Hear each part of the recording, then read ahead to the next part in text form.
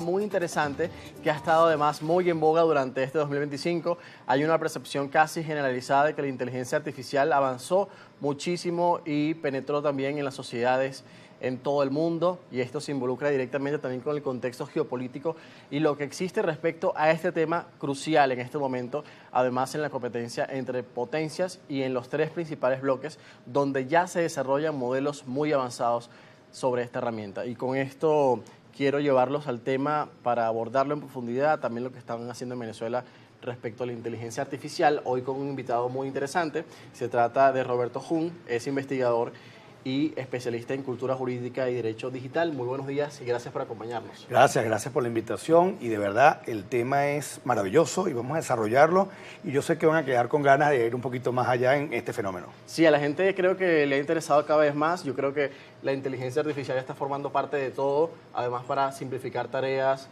evitar errores y optimizar los tiempos, ¿no? Está colaborando en todo sentido con una herramienta bastante, digamos, de utilidad. ¿Cómo podemos adentrarnos en este tema para entender lo que ha pasado este año y además cómo se ha vinculado la inteligencia artificial hoy con los distintos factores globales que están incidiendo en la dinámica internacional? Efectivamente, estamos ante un fenómeno así como cuando se inventó la escritura, la impresión, la imprenta, la electricidad, el motor a vapor. Esto viene a cambiar y hay un antes y un después de cómo entendemos no solamente la tecnología, porque esto es un tema no eminentemente tecnológico, esto es un tema que va mucho más allá, es cultural.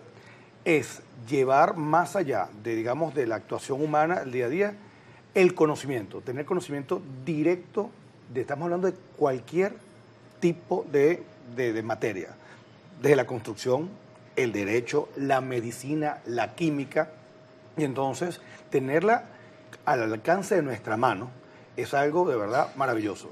Imaginémonos en el caso específico de la medicina. Antes teníamos el tema de que hacían por ensayo y error la prueba en animales. Recientemente, hace un par de años, fue desarrollado lo que llaman el diseño computacional de proteínas. ¿Qué significa eso? Bueno, tú podías hacer cualquier cantidad de, digamos, experimentos antes que llegase a la vida real sobre medicinas, vacunas, tratamientos. ¡Wow! Imagínate, tú pudieras irte 1000 años adelante en lo que son tratamientos de cualquier afección. Claro, estimado Roberto, ¿y por qué hoy se habla de una competencia de datos más allá de lo que veíamos antes por temas energéticos, por petróleo, por diferentes recursos? Y hoy las potencias y los países se están centrando en este tema, en el tema de datos, de controlar la información. Hay un lema que siempre lo hemos escuchado y a veces no lo analizamos a profundidad, que es: quien controla la información, controla el poder. Este tipo de fenómenos o la tecnología de inteligencia artificial se nutre de todos los datos. Estamos hablando desde temperaturas, número de personas, datos, información financiera de un estado, lo que es el intercambio comercial. Entonces imagínate que un estado pueda tener el conocimiento de otro estado sobre toda esa información. Entonces esa data está localizada en centros de cómputos que a su vez físicamente están en algún lado. Entonces, ¿dónde lo ubicamos? Es como si tú tuvieras un pendrive con toda tu información y la gente lo pudiera leer. Lo pongo para claro, explicar, ¿no? Pero entonces es allí donde tú ves esas diferencias esas tensiones que existen entre la aproximación de los Estados Unidos, Asia y Europa en el medio, cómo controlar la data, la privacidad, el uso que tú le das, etcétera, etcétera, etcétera, porque tiene efectos prácticos graves o buenos, dependiendo de cuál es el que vayas a utilizar. ¿Qué aspectos podrías destacar de lo que sucedió este año respecto a esta materia de inteligencia artificial, los pronunciamientos de diferentes países, las regulaciones que se están promoviendo con la Unión Europea como pionero en esta iniciativa de regular la inteligencia artificial, dicen, para avanzar en una herramienta que sea sostenible y además se promueve el uso responsable? Tienes también a Donald Trump en Estados Unidos haciendo mucho énfasis en este tema. De hecho, en diciembre se pronunció sobre las regulaciones que podrían imponer los estados. Él se opone a esto y también promovió las inversiones en inteligencia artificial con varios países y socios estratégicos. Entonces, digamos que el tema cada vez está más avanzado, incluso desde el Estado, desde los gobiernos internacionales. Bueno, el 2025 va a ser marcado por muchísimos aspectos. El de la inteligencia artificial no es el de menos. Incluso iniciamos el año, en febrero de 2025, hubo una cumbre en París, que era el AI Summit, en la cual incluso estuvo el vicepresidente de los Estados Unidos, estuvo el presidente de Francia, Y el tema central es regular o no regular. Porque hay también este dicho que es Estados Unidos innova, Asia, China copia y Europa regula. Sí, la aproximación del fenómeno desde Europa es la regulación. Y la regulación viene principalmente de la protección de los derechos de las personas en esos datos. Pero tiene unos efectos que son los siguientes. La investigación cuesta mucho dinero. Entonces, si tú en Europa tienes muchísimo dinero dedicado a la investigación, las personas después cuando vayan a montar una empresa, ¿dónde la irán a montar? ¿O en Estados Unidos o en China? Bueno, China sabemos que tiene una aproximación muy particular sobre lo que son los negocios y Estados Unidos, digamos, es más abierta, pero a lo mejor no tan protectora de los derechos como puede ser Europa. Tú ves la lista de cuáles son las principales empresas en general, ya primero destacamos que no es la energética, Aramco es la que está por allá arriba, pero después vienen puras tecnológicas. ¿Y por qué en los Estados Unidos? Porque hay, digamos, esa aproximación pro incentivo a la investigación y de desarrollo de la inteligencia artificial como una de las tecnologías avanzadas. Ahora, ¿y cómo se extrapola esto en el tema ya particular de la ciudadanía, de quien usa diariamente la inteligencia artificial como una herramienta de apoyo? ¿Cómo podemos promover un uso responsable de que esto no se convierta en algo que sea un despropósito en el futuro y que haga el trabajo contrario, ¿no?, de lo que se quiere? Claro, esto, como estábamos hablando, es un tema cultural. ¿Recuerdas cuando salió la televisión? La gente decía, bueno, ¿cómo es eso que está esta gente metida dentro de la televisión? Primero, ser crítico frente a lo que estamos consumiendo.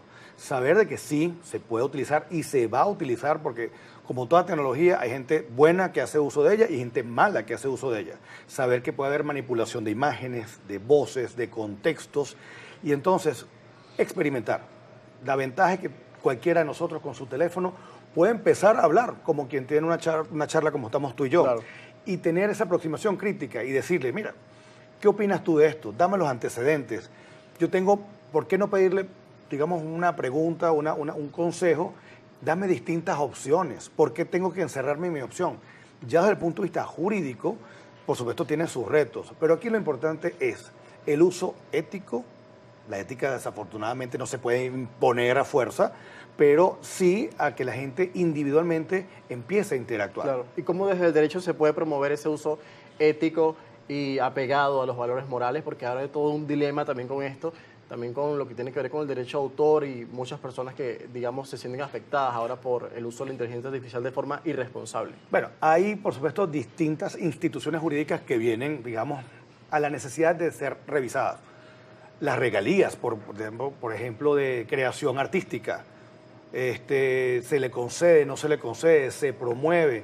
Ejemplo, la responsabilidad es distinta cuando yo contrato una licencia y yo tengo una relación contractual con ese proveedor, aquel que no lo es. Entonces, no puede tener la misma responsabilidad frente a quien es simple, digamos, espectador del resultado de inteligencia artificial que aquel que la produjo, porque participó incluso como licenciatario de alguna manera. Importantísimo, nuevamente, no es un tema eminentemente tecnológico, es un tema que nos obliga a repensar las instituciones y la formación. Yo sí quería destacar la importancia en Venezuela. Claro. Ha habido formación en la Universidad Central, yo formo parte de Derecho Digital en una especialización que hay. Hay muchísimas universidades en el interior porque esto es un tema que no puede pasar desapercibido porque es una oportunidad de poder analizar todo lo que hacemos. Y en la academia en este momento, ¿qué están promoviendo ustedes desde el punto de vista cultural, desde el punto de vista de derecho digital, para que los jóvenes también puedan interesarse y sobre todo, digamos, adoptar un buen uso de estas herramientas y además sustentados por la investigación que se hace acá? Absolutamente. Incluso, mira, al principio te acuerdas que decían, bueno, ahora los muchachos están haciendo ni siquiera copiar y pegar, te hacen la tarea completa. La manera de evaluación incluso es distinta, lo que es el prompt. Yo en mis clases le digo, vamos a usar la inteligencia artificial, pero eso sí, después vamos a hablar cómo podemos mejorar el resultado, sea un trabajo, sea una discusión. Es decir, la academia está, digamos, también obligada a utilizarla de manera responsable. Tú cuando haces un trabajo tienes que poner, mira, fue utilizada con asistencia de inteligencia artificial.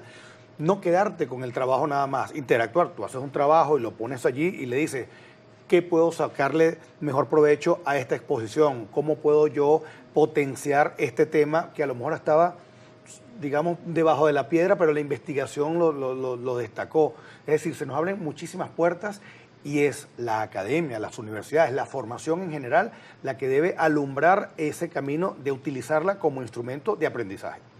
Y bueno, ahora también se plantea si los agentes de inteligencia artificial o esas grandes empresas tecnológicas son las responsables de esas acciones, cómo se podría replantear la responsabilidad en este caso, porque aquí entran grandes dilemas también. Por ejemplo, vimos hace poco una noticia muy lamentable de un joven que se quitó la vida debido a sugerencias que le iba haciendo la inteligencia artificial, de alguna manera no lo usó de la mejor forma, según algunos expertos, pero también hay temas que ya recaen sobre la principal empresa tecnológica. Entonces, bueno, ¿cómo se aborda esa línea? Es interesante porque recordemos que llega un momento que sí, ella aprende y va solita.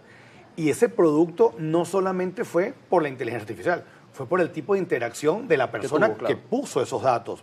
Y esto me recuerda también en inicios de este año, tuve oportunidad de asistir en la Universidad Sorbona de París. Ellos tienen un centro de investigación de la inteligencia artificial y tienen inteligencia artificial emocional. Es decir, un bot de inteligencia artificial puede, según las palabras que esté utilizando la persona que está interactuando, saber si tiene una afección psicológica o psiquiátrica. Entonces también vemos que hay componentes que no podemos abiertamente decir es responsable o no lo es. Tenemos que cambiar, porque también esta persona, es muy lamentable esto, pero imagínate que tú agarras libros y cierta literatura te puede animar también a ese trágico desenlace en cualquier otro también. Entonces, ¿qué hacemos? Prohibimos la impresión de libros. Entonces, es un tema que también va de dirección, también de conocimiento y de contexto. Finalmente, estimado Roberto, ¿qué viene para 2026 en inteligencia artificial? ¿Esto sigue avanzando a un ritmo imparable? ¿Cómo son las proyecciones que hay? Mira, que lo que hemos visto ahorita es solo una pequeña parte. Aquí viene una interacción completa. Lo que hablan de agentes de inteligencia artificial es que tú vas a poder tener en tu propio teléfono como varios asistentes. Uno de redacción, uno de programación, otro de comida, de hacerte, digamos, y eso ya va a tomar vida. Retos para las distintas áreas. En la nuestra, o en la mía, que es, digamos, la parte jurídica, entender no la legislación, no que se impone, sino ver cómo afecta a las instituciones jurídicas y desde allí partir a cómo regulamos. Yo soy, digamos, muy crítico a las regulaciones ciegas que no hagan ejemplo. Bueno, ejemplo, Qatar tiene un departamento de legislación con inteligencia artificial. No regulas a la inteligencia artificial, sino que la utilizas para generar regulación. Y nos contaba también que en el Vaticano, que es el estado más pequeño del mundo y con una gran influencia moral, como la Iglesia Católica, la Santa Sede, también usa la inteligencia artificial. Bueno, el Papa Francisco tenía un asesor que se llama Paolo Benanti, y él es teólogo, pero también está metido en la parte de tecnología. Entonces, asesora en la importancia del valor humano, los valores humanos en la inteligencia artificial. ¿Cómo hacemos, Roberto, para conocer más también sobre el trabajo que haces, sobre la promoción de la cultura jurídica y del derecho digital en tus diferentes redes? Bueno, en Instagram, RHUNGC, RJUNC, y robertojun.com en las redes. Bueno, muchísimas gracias. Sin duda un tema muy interesante y del que vamos a estar hablando en 2026 porque, como lo decía nuestro invitado el día de hoy, es la nueva realidad y vamos a tener que adaptarnos también a estas nuevas herramientas que se suman al mundo digital. Vamos a hacer la pausa, 8:04 de la mañana, hoy con nosotros.